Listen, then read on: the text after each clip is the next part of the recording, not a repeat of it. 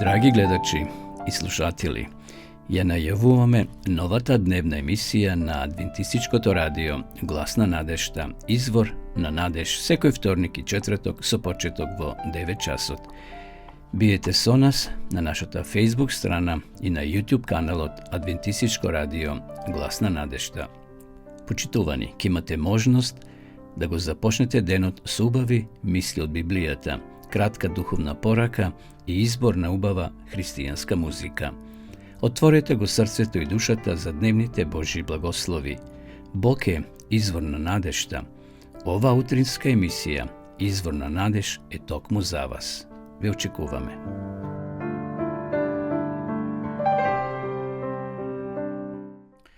Драги пријатели, драги гледачи, средечен поздрав од студиото на Адвентистичко радио Глас на надежта од Каладарци. Ја започнуваме нашата утринска програма, односно емисија, кој се емитува во вторник и во четврток со почеток во 9 часот со наслов Извор на надеж. И на самиот почеток од оваа наша емисија би сакал да ви прочитам, да ви пренесам убави мисли за надежта. Библискиот текст го наоѓаме во Исаја 40 глава 31 стих. Кој се надева на Господа ќе добие нова сила. Навистина, ние како луѓе имаме ограничена сила. Таа сила се брзо исцрпува, се уморуваме. Може би младите имат појака, пожива сила, но и тие ќе остарат. Животот значи имат почеток, има и крај.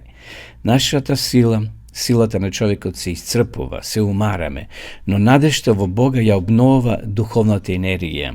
И затоа пророкот вели, кој се надева на Господа, ќе добие нова сила. Пророкот Исаја опишува ова сила со слика на орелот што се издигнува високо. Знаете, сте виделе орел? Тие се длабоко горе во небото, што би се рекло. И кога ќе се извишат на одредена висина, тие таму ги шират крилата и одмараат. Кога се подпираме на Бога, ние добиваме нова сила за секој ден. И затоа овде го спомнува во ова пророштво, во книгата на пророк Исаја 40 глава 31 стих, кој се надева на Господа ќе добие нова сила, и го спомнува орелот. И младите, види, младите застануваат, се умараат, сите ние се умараме, но зборуваме сега не за физичката сила, туку за духовната. И духовно човекот може да се умори, ако не се надева постојано на Господа и ако не биде во постојна конекција во врска со Бога. Нека во овој ден кој е пред нас, нашата надеж да добие нова духовна сила, постојано да се таа обновува, и така до оној ден кога Исус ќе дојде повторно на оваа земја. Тоа беа уводните мисли, драги гледачи, одеме сега да ја слушнеме молитвата Оче наш. Оче наш, кој си на небесата, да се свети името Твое, да дојде царството Твое, да биде волјата Твоја како на небото, така и на земјата. Лебот наш насушен дај ни го денес, и прости ни ги долговите наши, како што им ги проштаваме и ние на нашите должници. И не воведи во искушение, но избави не од лукавиот, зашто Твое е царството и силата и славата во сите векови. Амин.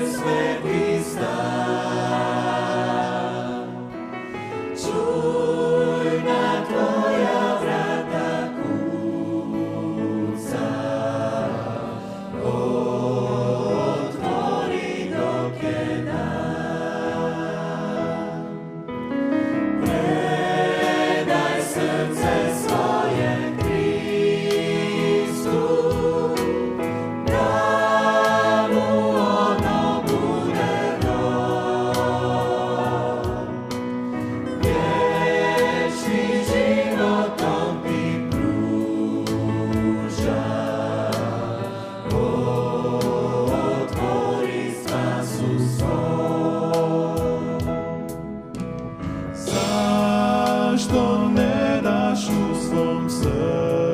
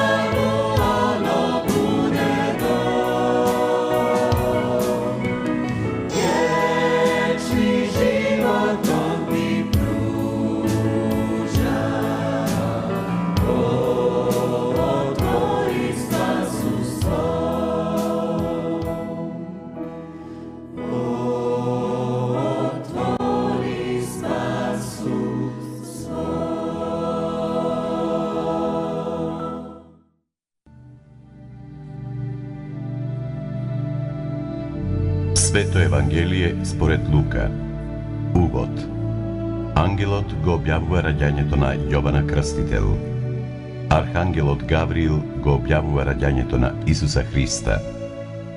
Марија кај Елисавета. Мариината благодарност. Раѓањето и обрезанието на Јована. Пророкувањето на Захарија. Глава 1. Бидејќи мнозина почнаа да пишуваат за настаните што се случија меѓу нас, како што не ги предадоа оние кои уште од почетокот беа очевици и служители на Словото, намислив и јас, откако испитав се од почетокот, да ти опишам точно поред честити Теофиле, за да ја разбереш основата на учењето на кое си се учел. Во деновите на Ирода, царот јудејски, живееше еден свештеник по име Захарија од редот Авијанов, а жена му беше од ќерките Аронови и се викаше Елисавета. И обајцата беа праведни пред Бога, постапувајќи според сите заповеди и повелби Господови без погрешка. Тие немаа деца, оти Елисавета беше неплодна, а обајцата беа веќе стари. Еднаш, кога тој служеше пред Бога по својот ред, според обичајот на свештениците, нема му се падна ждремка да влезе во храмот Господов и да покади. А целиот народ се молеше однадвор за време на кадењето. Тогаш му се јави ангел Господов стојќи од десната страна на кадилниот жртвеник. Захарија се уплаши кога го виде и страв го опфати. Но ангелот му рече: Не бој се, Захарија, зашто се услиша твојата молба и жена ти Елисавета ќе роди син и ќе му ставиш име Јован. И ќе бидеш радосен и весел и мнозина ќе се зарадуваат поради неговото раѓање, зашто тој ќе биде голем пред Господа и нема да пие вино ни сикер, а ќе се исполни со Дух Свети уште во утробата на мајка си. И многу Израилеви синови ќе ги врати кон нивниот Господ Бог, и тој ќе врви пред него во духот и силата на Илија, за да ги обрати срцата на татковците кон децата и непокорените кон разумот на праведните, па да му приготви на Господа народ совршен. И му рече Захарија на ангелот: Пошто ќе го разберам тоа? Јас сум стара, жена ми веќе доста возрасна. Ангелот му одговори и рече: Јас сум Гавриил, кој стои пред Бога. Пратен сум да зборувам со тебе и да те известам за оваа радост, и ете ти ќе онемиш и не ќе можеш да говориш до оној ден кога ќе се исполни тоа, оти не поверува на моите зборови што ќе се исполнат во свое време. Народот го чекаше Захарија и се чудеше што се забави во храмот. А кога излезе не можеше да зборува со нив и разбраа дека имал видение во храмот. Тој им објаснуваше со знаци, но остануваше нем. И штом изминаа деновите на неговата служба, тој се врати дома. По тие дни зачна неговата жена Елисавета и таеше 5 месеци велејки. Така ми направи Господ во деновите во кои ме погледна, за да го отстрани укорот од мене меѓу луѓето. А во 6-тиот месец беше испратен од Бога ангелот Гавриил во галилејскиот град по име Назарет, при една девојка, свршена за маж по име Јосиф од домот Давидов, а името на девојката и беше Марија.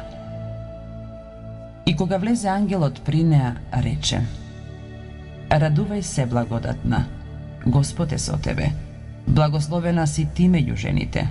А таа штом го виде, се уплаши од зборовите негови и помисли: Каков е овој поздрав?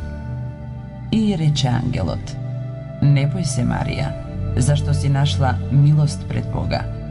И ете ти ќе зачнеш во утробата и ќе родиш син и ќе го наречеш со името Исус. Он ќе биде голем и ќе се нарече Син на Севишниот и ќе му го даде Господ Бог престолот на неговиот татко Давида и ќе царува над домот Јаковов секогаш и царството негово нема да има крај. А Марија му рече на ангелот: Како ќе биде тоа кога јас не знам за маж?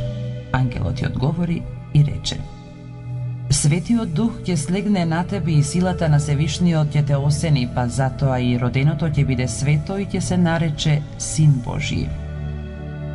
Ете и Елисавета, твојата роднина, за која вела дека е неплодна и таа зачна син во староста своја, нејзи е веќе 6-ти месец. зашто нема да остане во Бога ни еден збор без сила. Марија пак рече: Еве ја слугинката Господова, нека ми биде според зборовите твои. И ангелот си отиде од неа.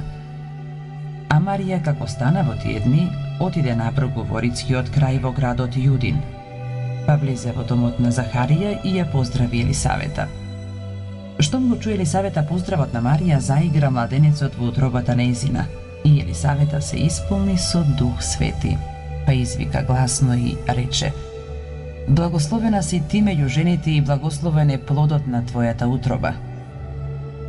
И од каде со мене ова при мене да дојде мајката на мојот Господ?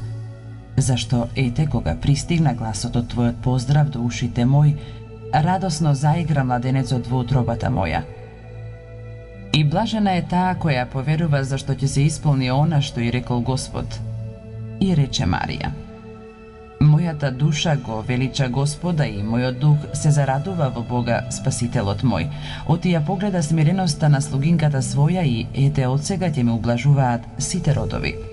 Зашто силниот ми направи големи дела и свето е неговото име. И милоста негова е од колено на колено за оние што се бојат од него. Он покажа сила со раката своја, ги распрсна оние што се гордеат со мислите во срцата свој, ги симна силните од престоли и ги воздигна смирените. Гладните ги исполни со добра, а богатите ги отпушти празни. Го прифати Израилот, својот слуга, сеќавајќи се на милоста, како што им зборуваше на татковците наши, на Авраама и на семето негово довека. И остана Марија со неа околу 3 месеци, па се врати дома. А на Елисавета и дојде времето да роди и таа роди син. И чуја оние што живееја околу и роднините нејзини дека ја увеличил Господ својата милост над неа и се радуваа со неа. На 8-миот ден дојдоа да го обрежат младенецот и сакаа да му го дадат името на татко му Захарија. Но мајка му одговори и рече: Не е туку да се нарече Јован. И рекоа нејзе: Никој нема во твојот род кој се вика со такво име. И го прашаа со знаци татка му како би сакал да го наречат. Тој побара штичка и ги напиша зборовите: Јован му е името. И сите се зачудија. И веднаш му се одврзаа устата и јазикот негов и изборуваше благословувајќи го Бога.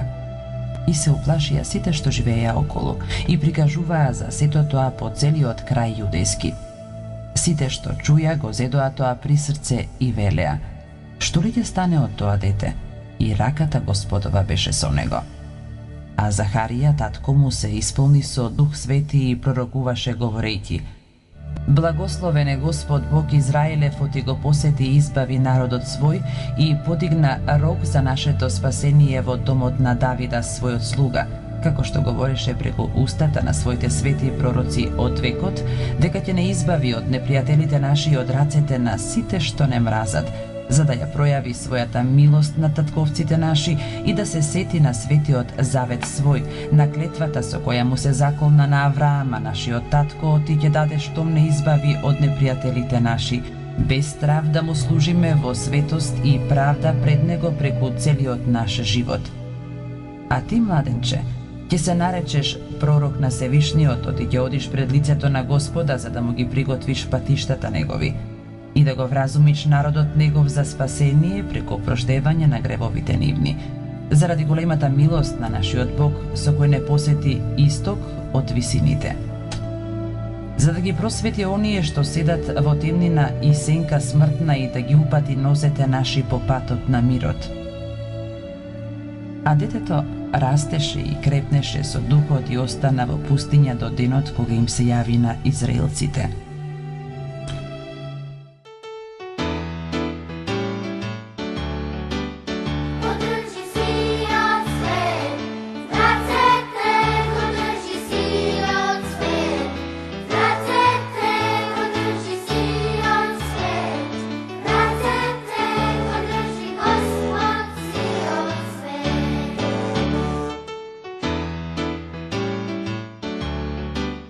Ки држи ветрот и дождот, врацете, ки држи ветрот и дождот, врацете, ки држи ветрот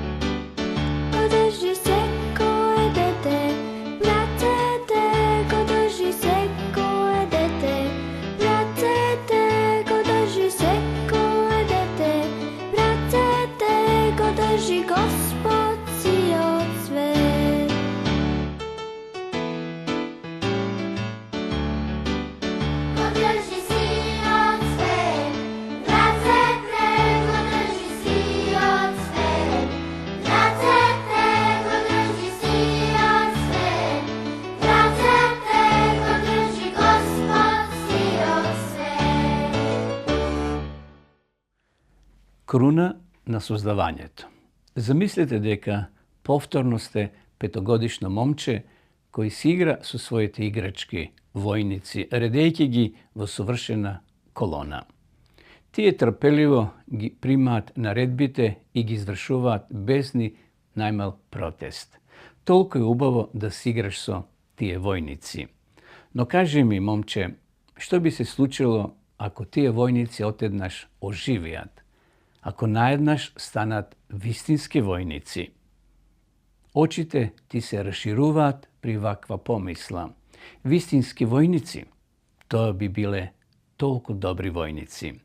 Би правеле се што ќе им кажеш, само што би биле реални, живи. Живи како што е живо твоето куче, например, или како тебе. Би можеле дури и да те поздравуваат додека маршираат.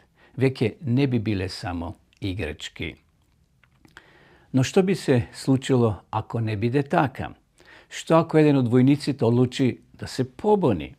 Што ако едноставно одбие да маршира кога ќе му кажеш да маршира? Што ако го набере своето обојно лице во грда, гримаса и те нарече диктатор? Што ако тие оживијани војници почнат да се борат меѓу себе и при тоа да се убиваат еден со друг, се додека тука пред твоите очи не настане вистинска војна? Иако имаш само 5 години, ти си поголем од нив. Би можел да ги разделиш и повторно да ги доведеш во ред. Тоа би докажало дека ти се уште си на власт, дека ти се уште си главниот. Да, почитовани, тоа би докажало дека си ти над нив, но истовремено би докажало дека ти всушност и не сакаш тие да бидат живи. Тебе повеќе ти се допаѓаат играчките. Дури дете разбира дека ако им дозволи на своите играчки да оживеат, превзема голем ризик. Сега разбирате во каква ситуација се нашол нашиот Бог. Тој не сакал играчки со кои ќе управува и ќе ги распоредува по своја волја. Тој не сакал такви работи, не сакал ангели на навивање или луѓе на батерии. Не сакал неговото бескајно царство да биде исполнето со електронски системи кои не се ни свесни дека со нив се управува. Почитувани пријатели, Бог сакал вистински, живи ангели, што ќе може да ги сака, да ги љуби и кои ќе го љубат Него. Сакал луѓе кои ќе имаат слобода, да избираат, да го љубат или да не го љубат, дури и ако тоа значи дека еден ден, еден од нив или сите заедно ќе се побунат. Се разбира, ако тоа се случило, тој повторно можел да ги доведе своите поданици во ред. Можел да ги отфрли како скршени играчки. Тоа би докажало дека тој има сила, дека тој има моќ. Но тоа не би докажало или бар така би изгледало дека тој всушност не сакал поданици што можат да мислат и да избираат. Сакал роботи што нема да се побунат. И тоа би било точно, а потоа, ако тој ги отфрлил своите луѓе, на оне што го наблюдувале, би им изгледало дека во него има нешто сурово и жестоко. Луѓето би се прашувале зошто тој така се однесува. Тие не би можеле да го разберат неговото однесување. Можел едноставно да го игнорира побуненикот, да гледа на друга страна и да се препрева дека ништо не се случило. Но ако постапил така, ќе настанел хаос во Вселената. Побуната би се проширела, неговото царство и целиот универзум би едноставно пропаднале. Можел да се обиде да ми објасни на сите што наблюдуваат зошто побуната е зло, за да разбират зошто мора да ги отвори луѓето што ги создал. Но сепак, на обидот да им се објаснат опасностите од побуната на оние што никогаш не ја видели, ниту ја искусиле, би бил како обид на пластични војници на подот да им се објасни трагинометрија. Што ќе направи Бог? Дали ја разбирате неговата дилема, почитувани? Една Сент Винсент Милеј починала во 1950 година. Таа била агностик, неверник. Низините зборови биле остри и понекогаш непристојни. Но во една од своите песни, објавена после низината смрт, таа јасно покажала дека го разбрала Божјиот проблем подобро од повеќето луѓе. Фредерик Спикмен ја превел песната во проза и вака ја парефризирал. Не сум нешто посебно импресионирана од она што Бог го направил создавајќи го светот. Се разбира, се зависи од аголот од кој се гледа. Да се направи таков потек би било рутински и едноставно ако се има таква сила, таква моќ каква што има Бог. Управувајќи со материјата, таа тешка и непослушна што тој ја употребил, тврдоглаво е да се биде толку самуверен со раце како Божите. Сигурно било лесно и многу забавно да се дава облик, да се заврте овде некоја планета, да се закачи таму некоја звезда, да се создаде галаксија по своја мерка, па дури да се концентрира на ова наша мала топка и да ја украси со живот. Не, продолжува таа. Кога би имала мудрост, вештина и сила на семокниот, сигурно сум дека јас би можела да создадам исто толку убав, храбар, застрашувачки и тажен свет како овој наш. Но она друга непријатност во која Бог самиот се довел, тоа ме ужаснува. Да се обликува човечкото срце, а потоа да му се даде слобода, да се пушти слободно да оди како што сака и да се гледа како оди по својот пат и се расипува, руши, валка, а потоа да се обидеш повторно да го вратиш на она за што првично било наменето. Да се читаат нашите срца, онакви какви што се, и да се гледани сите тие слоеви на злото наталожени во нашите души, втиснати како лисја во јаглен, а потоа да се обидеш сето тоа да го расплетеш, без да не присилиш на тоа. Да се разбере сето тоа, без чувство на омраза кон нас. Да се казнат нашите грешки, а да не уништиш целосно и се уште да се обидуваш да ја убедиш нашата зла природа да ја прифати неговата добрина. Тоа навистина е проблем, заклучува таа.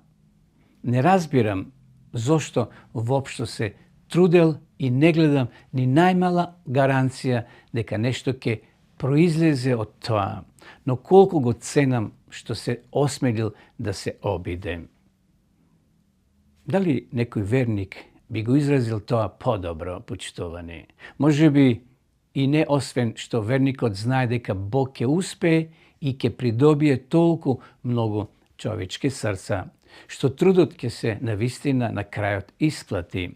И ние, иако многу нешта ни изгледаат темни и тајанствени, еден ден ќе разбереме и ќе кажеме дека се исплатило. Меѓутоа, тајната на злото не ни е сосема недофатлива. За нас тоа не е неоткриена мистерија. Ние можеме да го знаеме и потеклото и конечниот исход на побуната против Бога. Можеме, например, да знаеме кои се тие побуненици и како ќе заврши судирот помеѓу доброто и злото. Може би нема да разбереме зошто се случува нешто лошо, но можеме да бидеме сигурни дека не сме оставени како ревовата лушпа да пловиме по океанот без едро, без кормило, без цел. Она што е тајно му припаѓа на Господ, нашиот Бог, вели Мојсеј, а откриеното е наше и на нашите синови довека. Пета книга Мојсеева, 29 глава, 29 стих. А откриеното е многу повеќе отколку што некогаш би можеле да замислиме. Господ нека не благослови. Амин.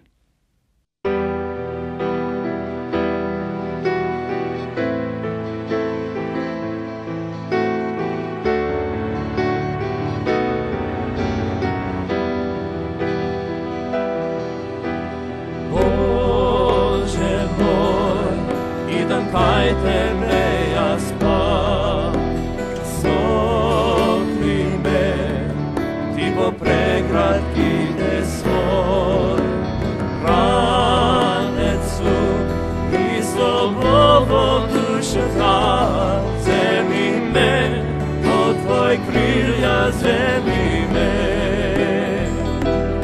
od tvoj krilja, da se smiram, Bože moj, pod tvoj krilja, da se skrijam, da se smiram, Bože moj. Nemam jas, spokojstvo i večen dom,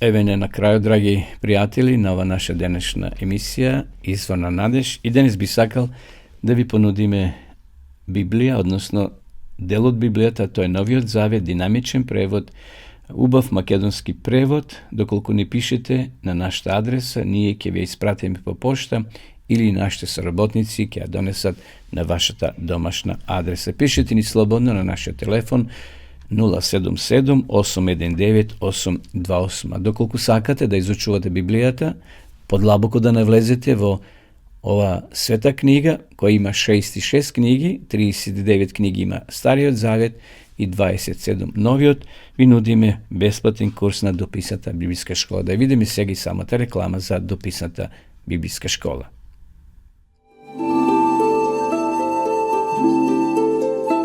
Почитувани пријатели, доколку сакате да ја изучувате Библијата, имате изворедна прилика тоа да го сторите преку онлайн веб страницата на Библијата зборува.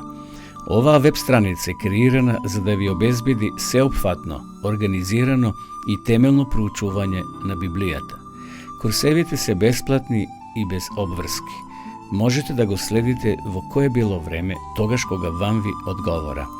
На располагање ги имате следниве курсеви: библиска археологија, библиски пророштва, за верата и верувањето, библиски совети за здравјето, библиски совети за бракот и семејството. Запознајте ја Библијата, Светото писмо на Стариот и Новиот Завет преку курсевите на интернет или во печатена форма.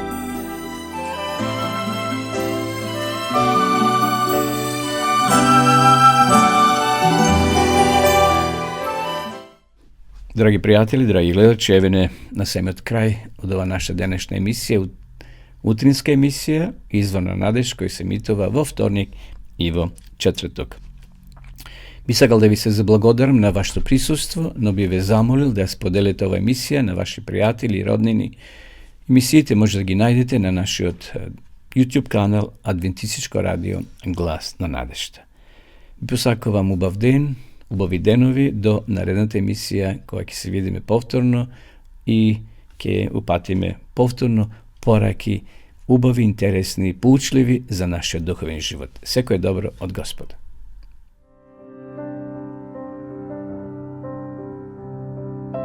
Драги гледачи и слушатели, ја најавуваме новата дневна емисија на Адвентистичкото радио Глас на надежта, Извор на надеж, секој вторник и четврток со почеток во 9 часот.